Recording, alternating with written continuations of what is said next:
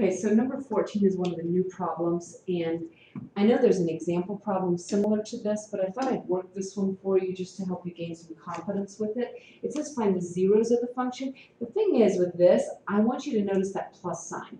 Also want you to notice this x minus 5 and this x minus 5.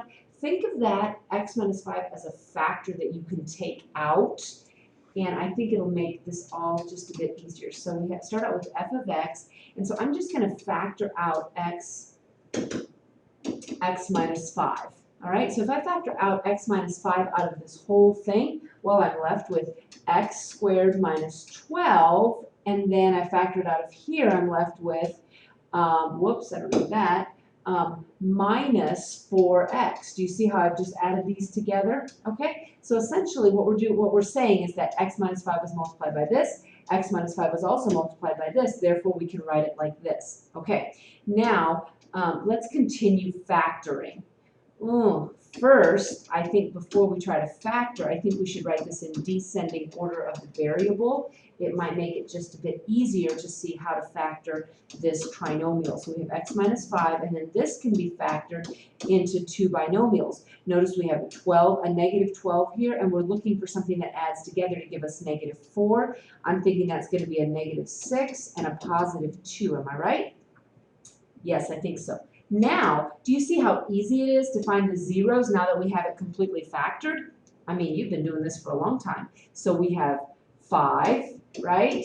And we have 6, and we have negative 2. Well, that wasn't hard, okay? So based on the solution in part A, how many x-intercepts does the graph of f of x have? It has 3. Now, don't you be lazy and just plotting this in Desmos, okay? I want to see work for these, because if there's a time when I require work on a quiz or a test and you've just been using Desmos, you'll be, as they say, up the creek without a paddle, all right? So let's move to letter C. It says simplify f of x. Okay, well, so here's where we have to actually do a bunch of multiplication. Well, this multiplication was already done, right? So why don't we just take this and multiply them, because that's what it means when it says simplify. So we're going to take, basically I'm just going to FOIL this thing, right? Okay, and then I have to take this times this times this. Okay, so let's just get to it. We have x to the third, we have negative 4x squared, and then we have negative 12x. Here we have negative 5x squared, and then we have plus 20x, and then I'm thinking plus 60. I hope I don't have any mistakes with this. Let's see here. So we have x to the third, and then negative 9x squared. Yep, negative 9x squared. And then we have plus 8x plus 60. So far, so good, I think.